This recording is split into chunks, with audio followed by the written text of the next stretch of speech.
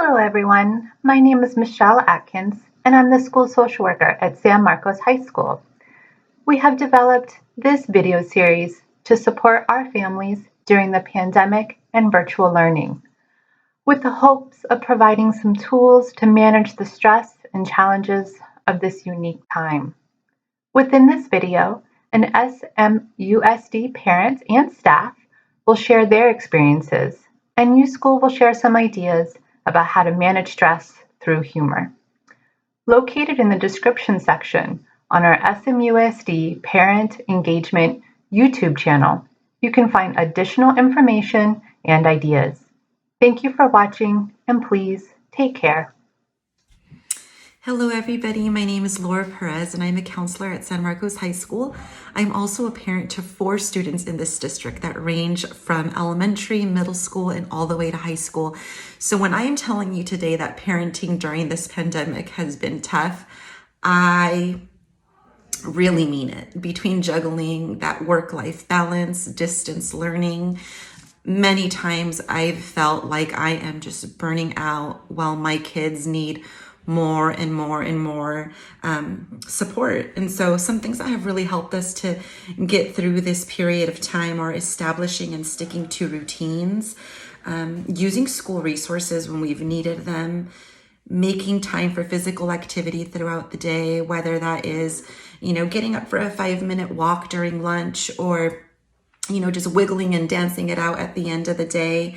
Making time for physical activity has done wonderful things for our mental health.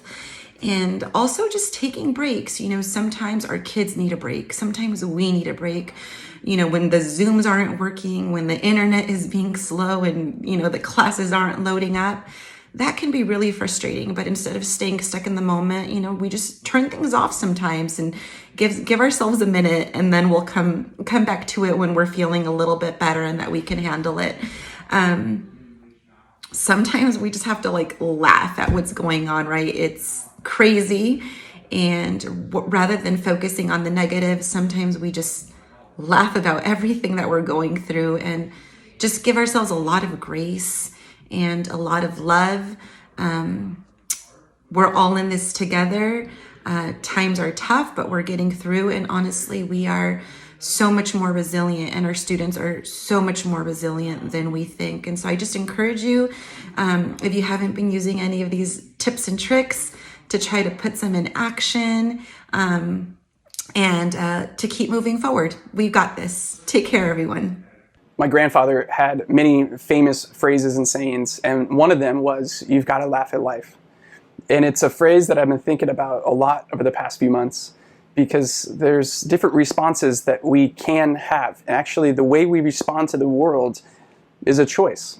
And I hear his voice in my head saying, "You've got to laugh at this. You've got to laugh when the Zoom calls drop and when no one can get online. You've got to laugh at this."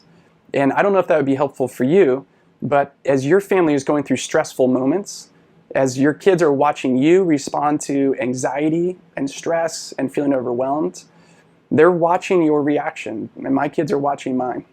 And so what would it look like to try to sprinkle in not just big outbursts or kind of grinding the teeth, but to sprinkle in there a little bit of laughter and just look at your kids and say, "This is ridiculous, isn't it? What we're trying to do, this just isn't working.